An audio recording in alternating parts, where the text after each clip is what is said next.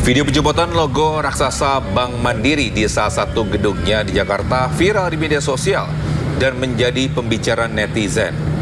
Hal ini dinilai mendadak karena Bank Mandiri sedang terdampak isu pemblokiran rekening milik Koordinasi Aksi Pati Supriyono alias Botok yang akan berunjuk rasa di depan gedung DPR pada 27 Agustus mendatang. Pihak Bank Mandiri sudah menyatakan permintaan maaf atas pemblokiran rekening milik Botok dan menyebut pemblokiran atas permintaan APH atau aparat penegak hukum.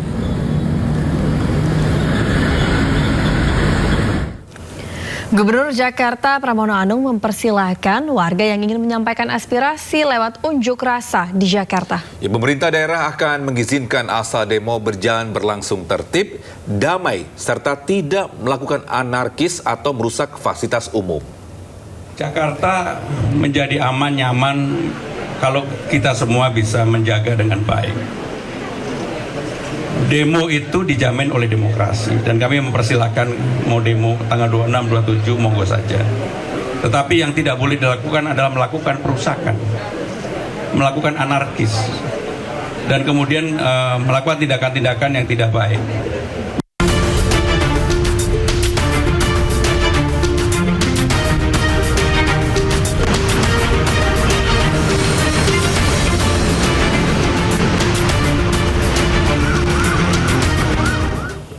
Pemirsa, saatnya kita simak pantauan arus lalu lintas. Kami telah terhubung dengan Brigadir Treslinda dari NTMC Polri yang kini berada di kawasan Bundaran Senayan, Jakarta Selatan.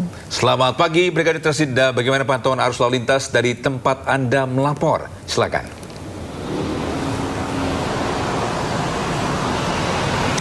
Iya baik, terima kasih Lala dan juga Togi di studio dan pemirsa pada aktivitas libur Maulid Nabi. Pagi hari di kawasan Senayan ini cukup ramai. Kami akan menunjukkan secara real time kondisi arus lalu lintas terkini dibantu juru kamera Fadrin. Dan seperti inilah kondisi arus lalu lintas untuk arus lalu lintas yang akan mengarah ke Blok F. Saat ini dalam keadaan ramai dan lancar, dominasi kendaraan bus Transjakarta, juga kendaraan minibus dan kendaraan sepeda motor. Hingga saat ini anggota kami masih mengatur jalannya arus lalu lintas. Besar harapan kami Anda dapat mengikuti arahan serta petunjuk petugas kami yang berada di lapangan. Mengingat memang pada pagi ini banyak sekali aktivitas masyarakat baik pesepeda maupun juga masyarakat yang melakukan olahraga pagi ataupun berlari pada median jalan. Ini juga perlu diantisipasi mengingat memang antusias masyarakat yang melakukan kegiatan olahraga pagi hingga saat ini cukup ramai, baik menyeberang jalan tidak pada zebra cross untuk pelari. Ini juga perlu diantisipasi bagi setiap kendaraan yang melintas di kawasan ini. Sementara untuk arus lalu lintas dari area Trunojoyo yang akan mengarah ke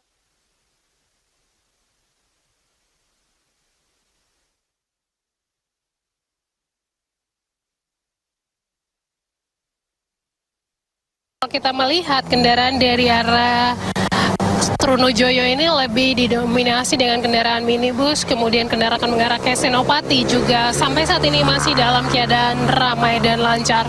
Kami mengharapkan Anda dapat menjaga batas kecepatan, kemudian jaga jarak aman kendaraan Anda, mengingat ini hari libur. Prediksi kami peningkatan volume kendaraan akan terjadi pada pukul 10, mengingat aktivitas mal-mal ataupun pusat-pusat perbelanjaan baru dibuka pada pukul 10. Kami juga menginformasikan data SMS Korlantas Polri dalam kurun waktu 1 kali 24 jam terjadi 363 kasus laka lantas dengan korban meninggal dunia 26 orang, korban luka berat 51 orang dan 423 orang luka ringan. Dari data tersebut 51% terjadi karena kecerobohan pengemudi. Tentunya bagi Anda yang beraktivitas, kami harapkan Anda untuk dapat mengutamakan keselamatan dengan memperhatikan rambu serta marka, kemudian aturan-aturan lain seperti batas kecepatan maupun tidak menggunakan handphone saat berkendara untuk mengurangi terjadinya kecelakaan lalu lintas yang dapat menyebabkan fatalitas serta mengakibatkan meninggal dunia. Demikian Brigadir Treslinda melaporkan langsung dari kawasan Senayan. Kembali ke Togi dan juga Lala di studio, silakan. Baik, terima kasih Brigadir Treslinda atas laporannya dari kawasan Senayan, Jakarta Selatan. Selamat bertugas kembali dan salam presisi.